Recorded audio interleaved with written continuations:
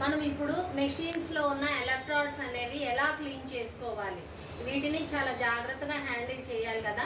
ఇవే కాదు, మనం వాడే blackhead remover, pimple pin, sponges, combs అవన్నీ కూడా మనము ఈ స్టెరిలైజర్ లో పెట్టి తీయాలన్నమాట. ఏంటి దీనిలో పెట్టి తీయడం వల్ల అంటే, దీనిలో అల్ట్రా వైలెట్ రేసెస్ అనేవి పాస్ అవుతాయి. ఒకసారి మీరు చూడండి, లైట్ వచ్చింది కదా. సో ఆ లైట్ ఏం చేస్తుంది అంటే బ్యాక్టీరియాని అంతా కూడా కిల్ చేస్తుంది. మనం ఇలా స్విచ్ ఆన్ చేసుకొని ఇలా ఓపెన్ చేస్తే ఉంది కదా. అయితే మనం ఓపెన్ చేసినప్పుడు ఆటోమేటిక్ గా లైట్ ఆగిపోతుంది. మనము కనిపించండి, మనం ఏదైతే స్టెరిలైజ్ చేయాలనుకున్నామో ఆ టూల్ ని అందులో పెట్టేసి మళ్ళా క్లోజ్ చేసేయాలన్నమాట.